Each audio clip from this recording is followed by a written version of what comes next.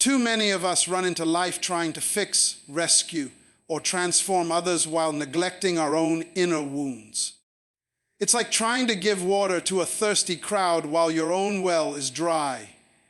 Leadership and true influence begin with self-stewardship. Before you can lead, heal, or inspire anyone else, you must first care for your own soul. This is not selfishness, this is wisdom.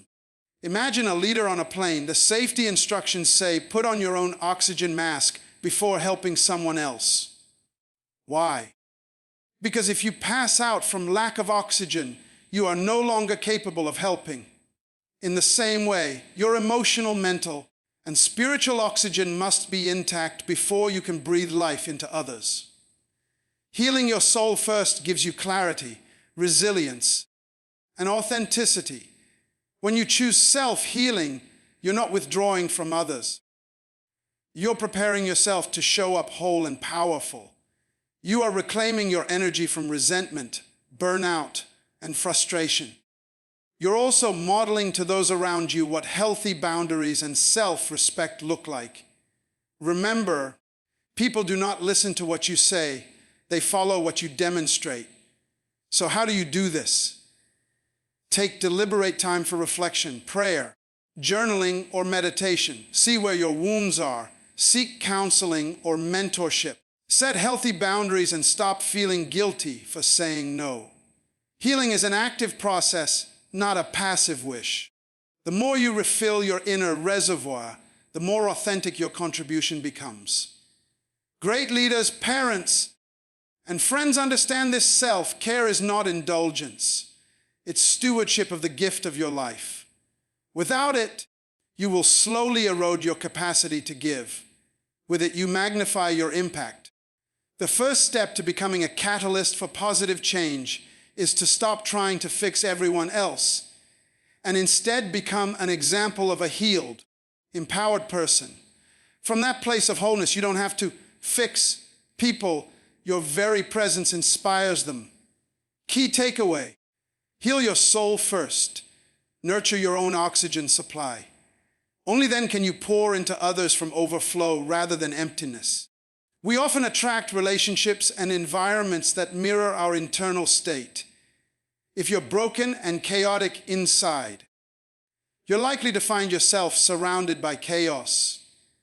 But when you prioritize healing and inner alignment, you naturally start attracting healthier opportunities, people, and situations.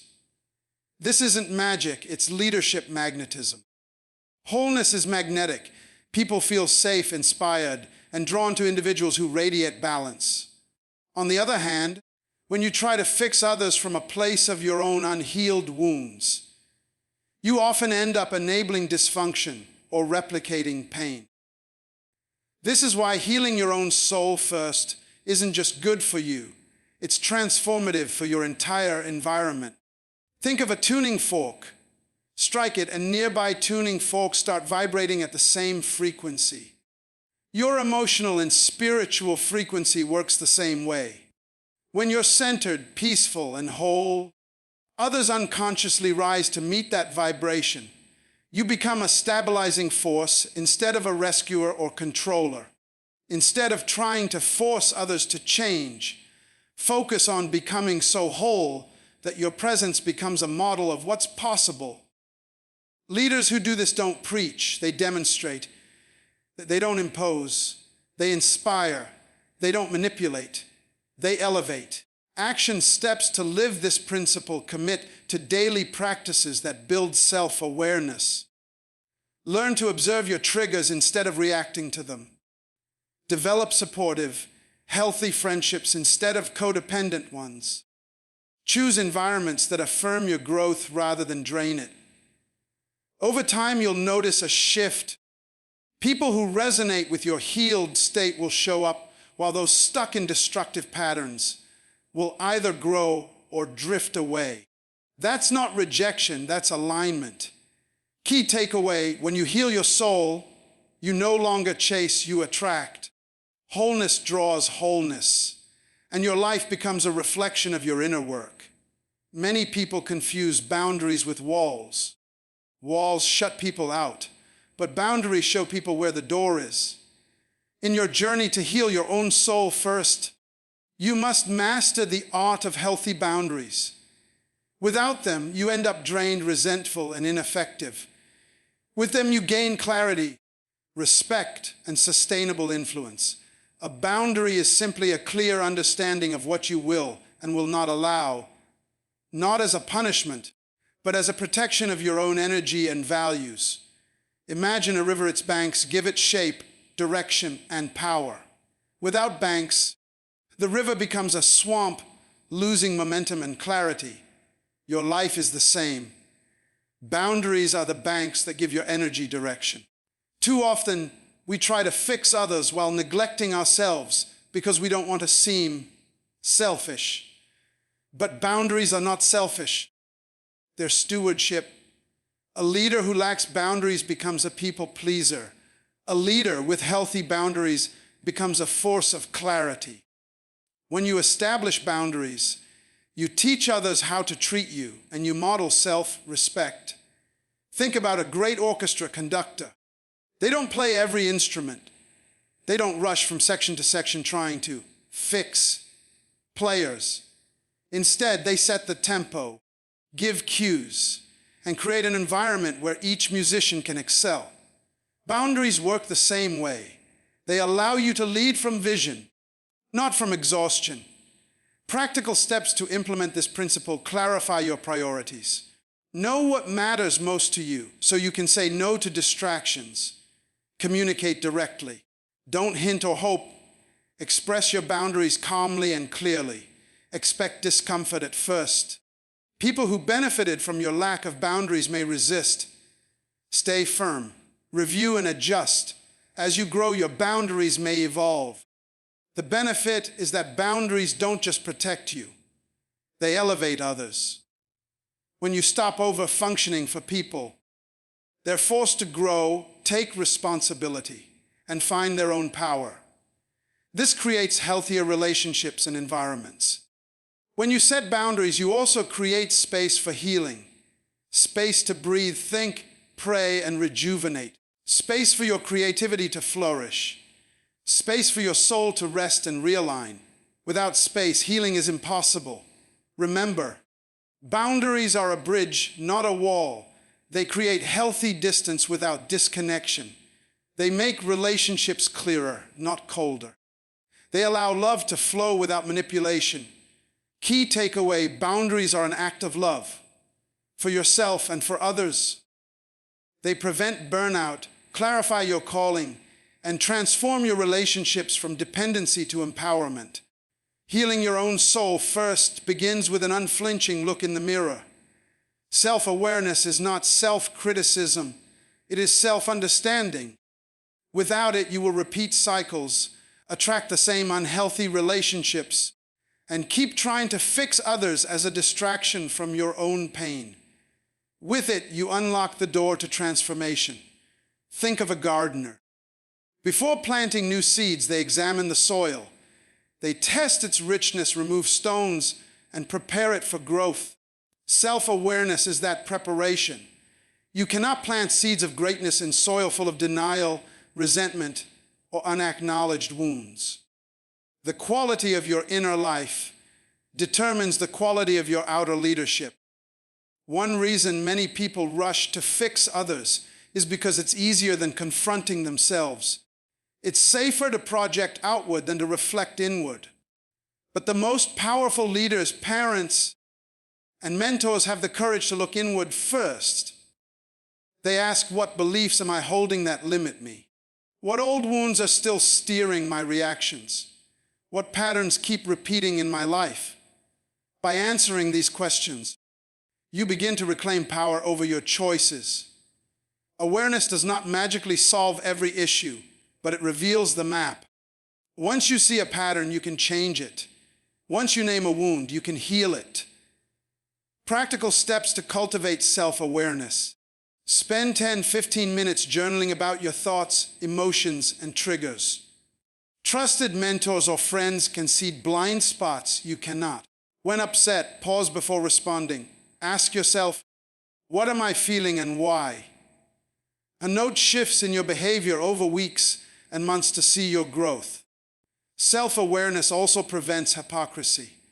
When you know your own struggles, you lead with humility and empathy. You stop judging others harshly because you understand the human process. This makes you a more credible guide. Another benefit, self-awareness fuels authenticity. People can sense when you're genuine versus when you're performing. Authentic leaders inspire trust because they are consistent inside and out. Remember, transformation begins inside. When you heal your own soul through self-awareness, you don't need to push people to change. Your own life becomes a silent invitation, a living testimony of what's possible. As Dr. Myles Munroe often emphasized, leadership is about becoming, not just doing. Key takeaway: self-awareness is the seed from which all healing and leadership grow. The more clearly you see yourself, the more powerfully you can steer your destiny and inspire others to do the same. Healed pain transforms into power, vision, and leadership. This is why healing your own soul first is not an option. It's a mandate for your destiny. Picture gold being refined. It is heated in the fire so the impurities rise to the surface. The goldsmith skims off the dross, leaving the metal pure and strong. In the same way, your healing journey refines you.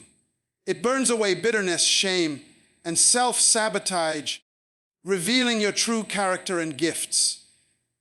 If you skip that process, you try to lead others while still carrying the weight of your wounds, and that weight will distort your influence. We often rush to help others as a way of avoiding our own pain. It feels easier to fix someone else than to sit with our own wounds. But your greatest impact will come not from what you preach, but from what you have overcome. People don't connect with perfection. They connect with authenticity. They follow leaders who've walked through fire and emerged stronger. Practical ways to turn pain into power. Acknowledge your wounds. Healing begins with honesty. Name what hurt you and how it shaped you. Seek support. Therapy, coaching, or mentorship can help you process pain in a healthy way. Reframe the story. Instead of, "Why did this happen to me?" ask, "How can this grow me?" Share from scars, not open wounds. When you've truly healed, your story can become a roadmap for others. As you heal, you'll find your pain gives birth to new vision. The compassion you develop becomes your leadership advantage. The resilience you gain becomes your competitive edge. Your ability to empathize makes you relatable and trustworthy. Healing also restores your energy.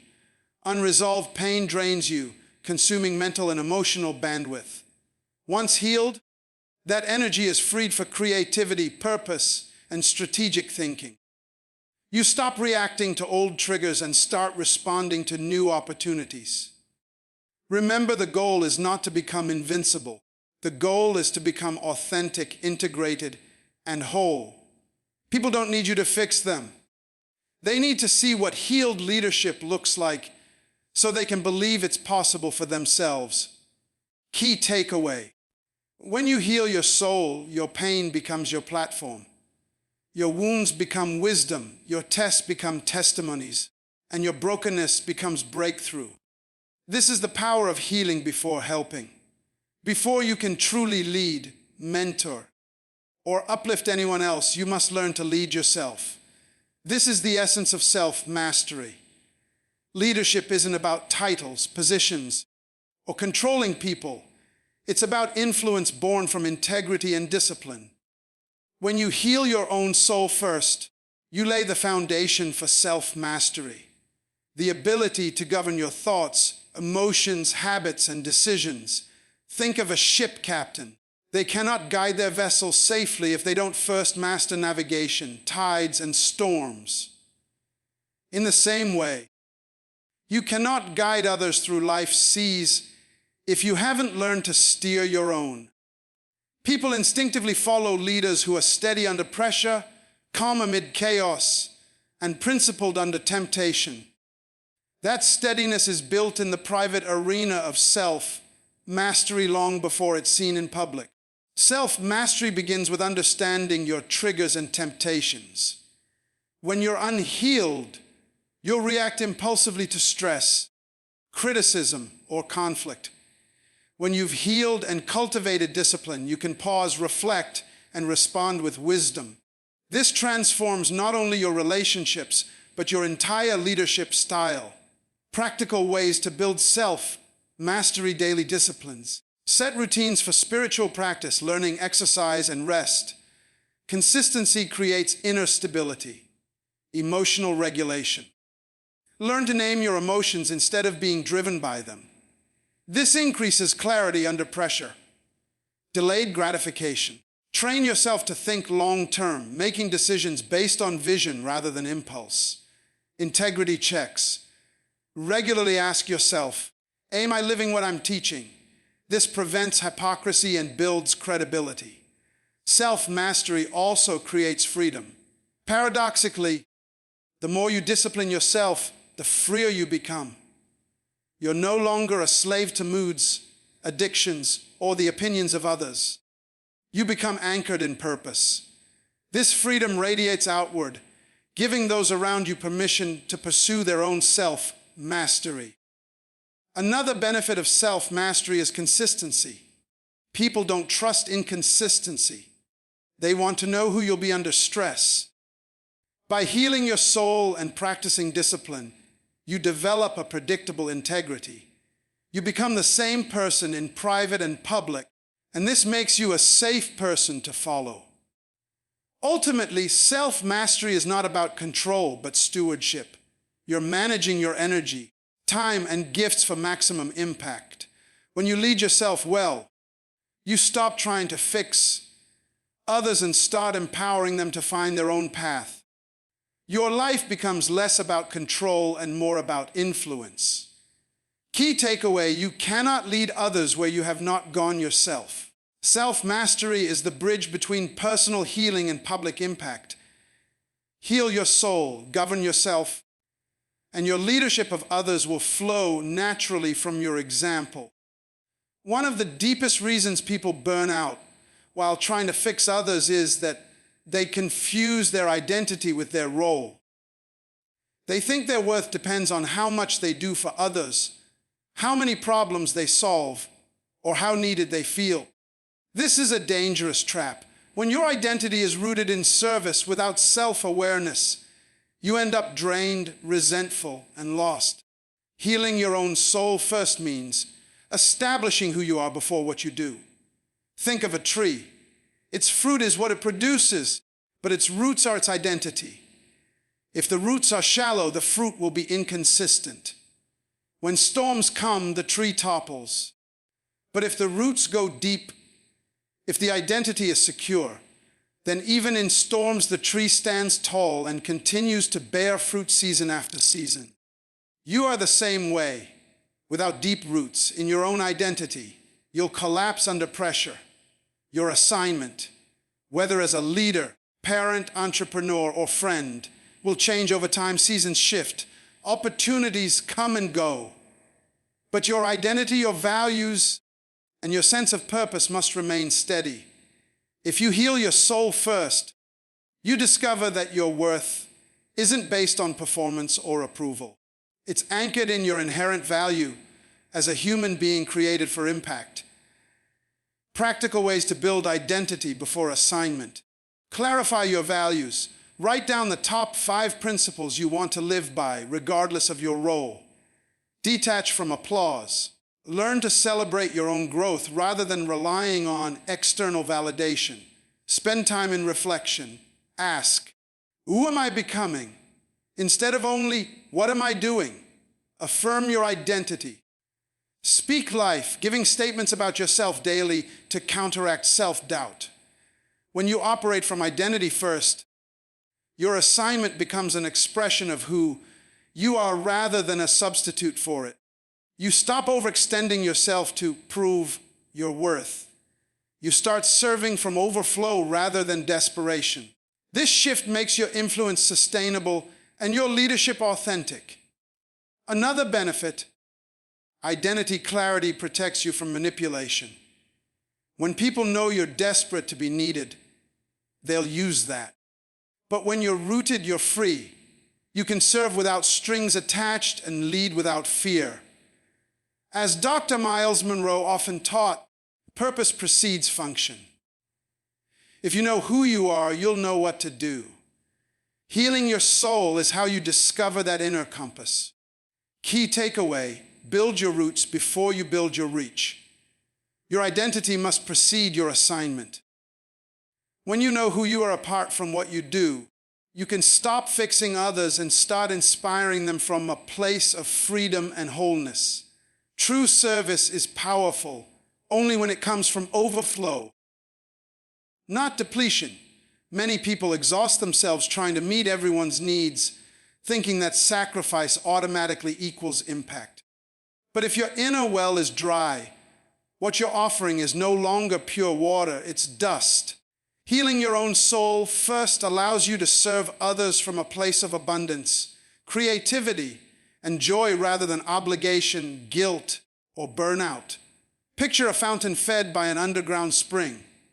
As long as the spring keeps flowing, the fountain overflows. Birds drink, travelers refresh themselves, and the fountain never runs dry. But if the source is blocked, the fountain sputters and stops. You are that fountain, your inner life, your spiritual practices, mental health, and emotional wholeness is the spring. If you do not tend to it, your output will eventually fail.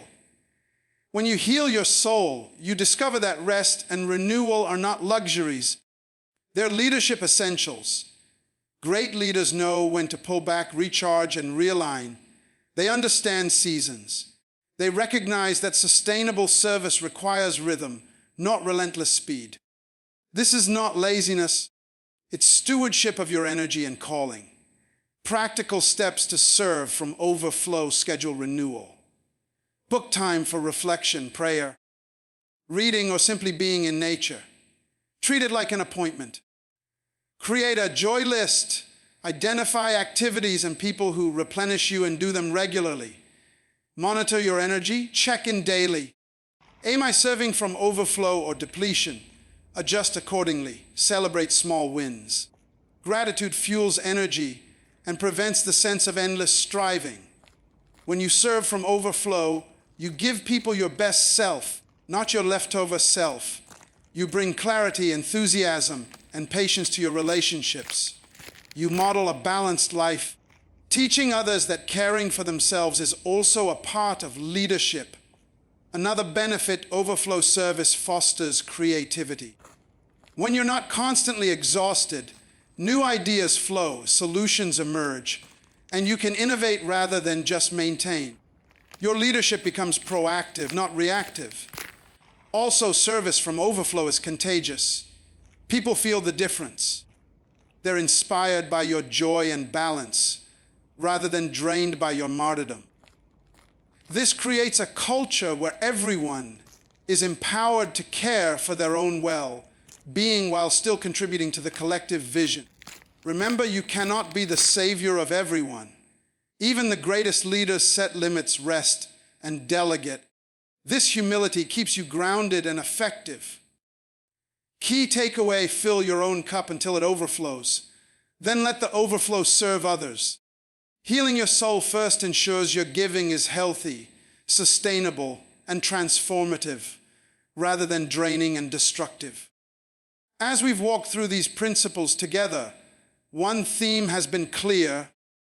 You cannot fix the world until you've allowed your own soul to be healed. You cannot pour clean water from a polluted well. You cannot lead others into freedom if you're still chained to your own pain.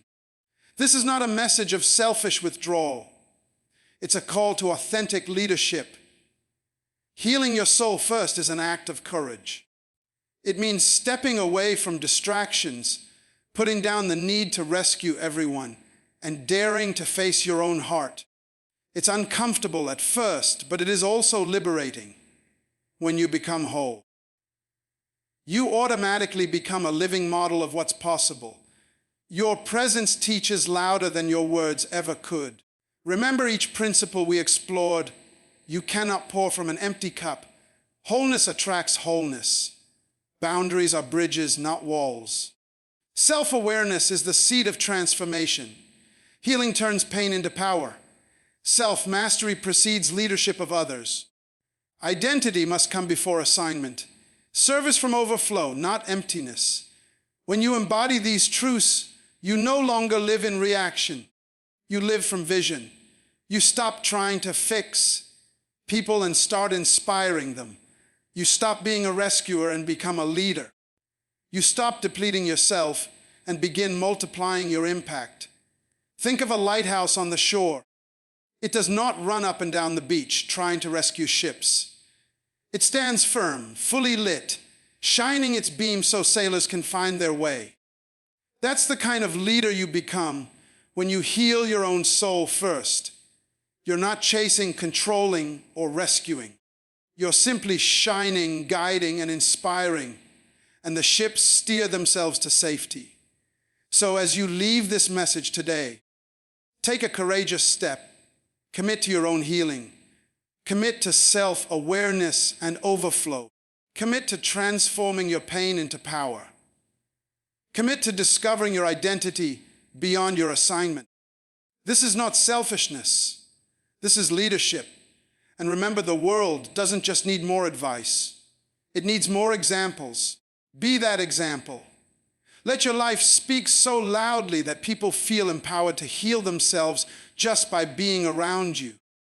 Final empowering line, heal your own soul first, and your life will become the light that leads others out of darkness. If this message inspired you, subscribe to the channel, like this video, and share it with someone who needs encouragement today. Together, we're building a community of healed, whole leaders who will change the world by example. Thank you for watching. Now go and live this message.